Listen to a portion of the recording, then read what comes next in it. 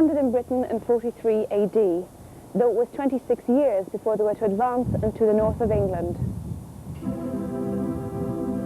Governor Agricola was keen to isolate the local Pennine tribe, the Brigantes, in the upland regions.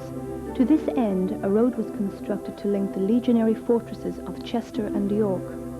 On a bleak spur overlooking the Castleshaw Valley, a Roman fort was built to guard the road passing through what is now Saddleworth.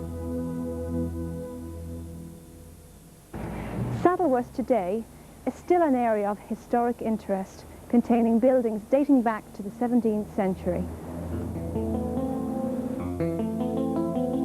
In the late 18th century, the traditional local weaving industry expanded as the Industrial Revolution took hold. However, this was short-lived due to the lack of coal for fuel and difficulties in transporting goods across the hills. The woolen mills gradually fell out of use. Most have now disappeared as the industrial legacy of the last century has faded.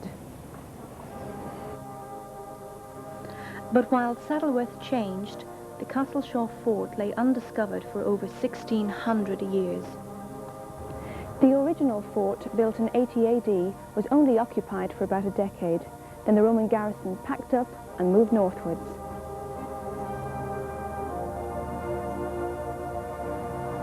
They returned to the site 10 years later and built a small fortlet inside the ramparts of the original fort. This too was only briefly occupied. By 125 AD, the Romans had gone from Castleshaw.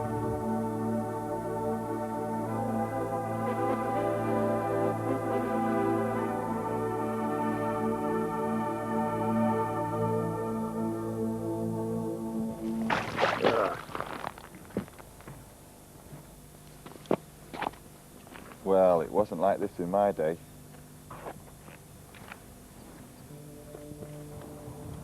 These outer mounds were 12 feet high, and there were palisades along the top.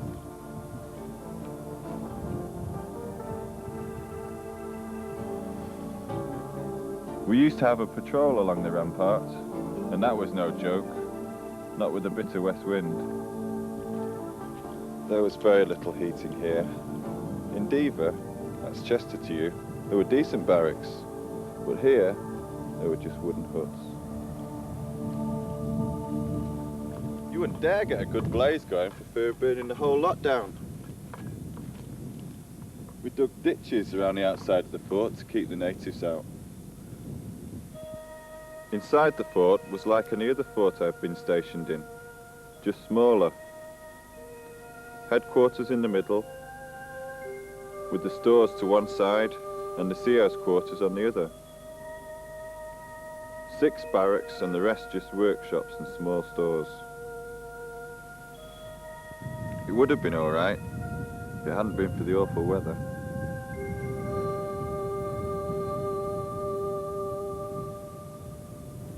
Today, work is being carried out by the Greater Manchester Archaeological Unit.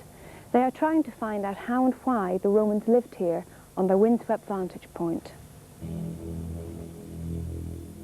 Even though there is little to see here, vital clues lie buried at our feet.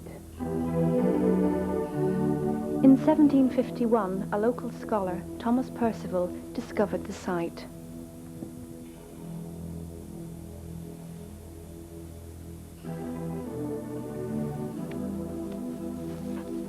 Here at Castleshaw, I was well pleased to find a double Roman camp. It was absolutely necessary that the Romans had a camp hereabouts, considering this was the main pass over the hills.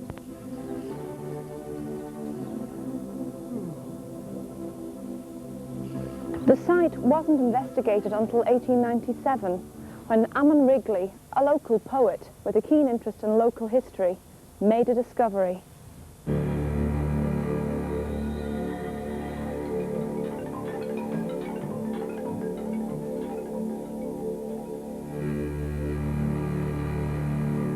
I thought I must be dreaming, but I saw for the first time the outlines of a Roman station. They were quite distinct as well. I hurried across and I measured the outlines by striding across them.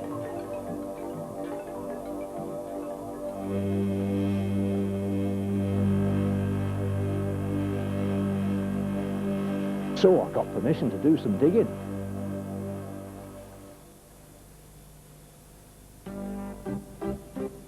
Myself and friends set to work.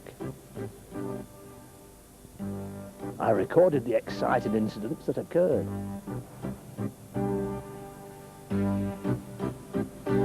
Winterbottom attacks the northern gateway in great style.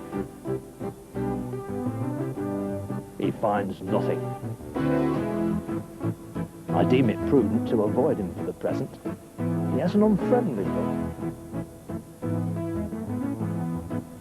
Malaloo finds a piece of red tile near the inner rampart.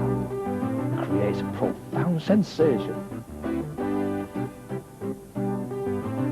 More tiles found. We congratulate each other. Oh, great! Hey.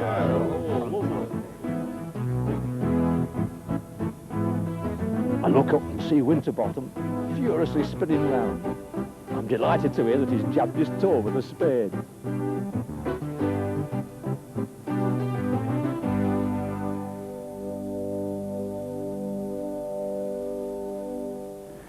It's easy to be critical of Ammon Wrigley and his friends, and it's true they did dig in a haphazard way and didn't keep proper archaeological records. But nevertheless, they raised interest in the site and they proved its worth for future work. Still, we had plenty of fun out of the exploration. I'm afraid if this had not been the case, we should have thrown up the work in the first few days.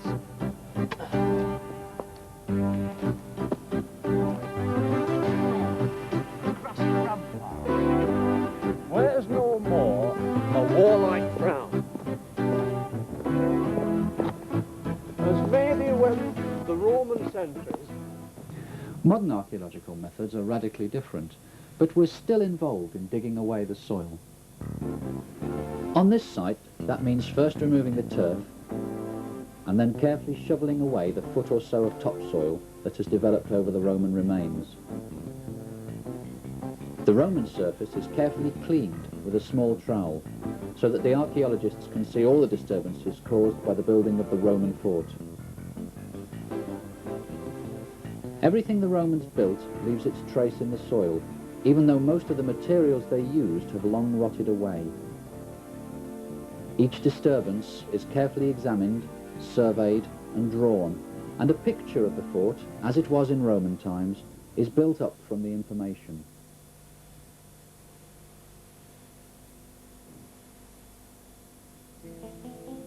When we started digging, we knew that Ammon Wrigley and his colleagues had found bits of pottery and tiles. But what I wanted was to present to the world, and particularly the people of the area, the complete plan of a local Roman fort. Dear Mr. Andrews, first let me congratulate you on the progress of your work. After you left on Saturday, I found something very important. In the middle of your new foundations is a beautiful hypocaust.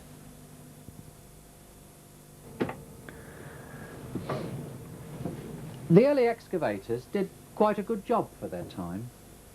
We have to remember that very few Roman forts had been excavated early in the century, and archaeology was in its infancy. They had an obsession with finds and carefully researched and drew each piece. But they didn't record the vital piece of information that we need today, where each piece came from. If a find is to be useful in dating the phases of the fort's history, then we must know precisely where it was found.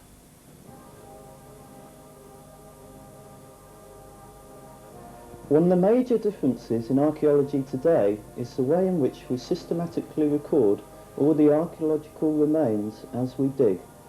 Once a section of building foundation, or a hearth, or a road for example, is clear to us, it is accurately drawn in its position on the site. To do this, we lay down drawing frames with string grids, and, in effect, we create a large-scale map of the archaeological remains on the site. Every stone larger than a couple of centimetres is drawn. Later, indoors, the drawings are reduced in size. These then make a small but accurate plan of the site. The archaeological task here is to discover the building layout of the fortlet and thus find out its function. The layout and function of Roman auxiliary forts is reasonably well understood, but that cannot be said for Roman fortlets. Only a handful of fortlets have been excavated in Britain, and their role in the military system is far from clear. Despite the ravages of earlier excavators, we've been successful in finding and recording a complex of timber building foundations, dating from several phases of occupation of the site. The most revealing fact to emerge is the presence in the fortlet of a large timber-built granary, and this leads us to suppose that the fortlet may have been a fortified store base. Whatever our thoughts on the site, the important thing is that the detailed records will go to the museum archive and be available for researchers to study in the future.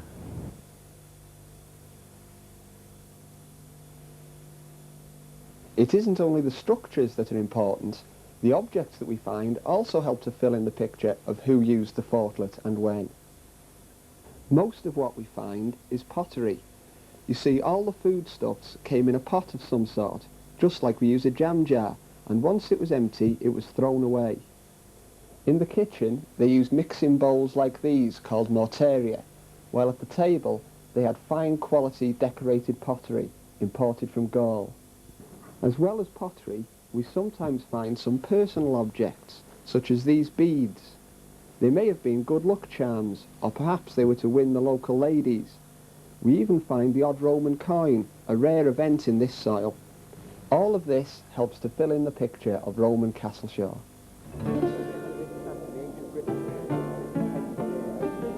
Before we began our work here, visitors to the site gazed in dismay and confusion at this jumbled mess. An important aspect of our work is the landscaping and presentation to make the site understandable and worthwhile visiting. We have used the spoil heaps left from the 1907 excavations to recreate the fortlet's ramparts and have marked out where the internal buildings once stood. When we finish our work here at Castleshaw, there will be a series of signs laid out across the site explaining the function and layout of the fortlet. The completion of this phase of the work makes this remarkable monument available for enjoyment and visits by the general public.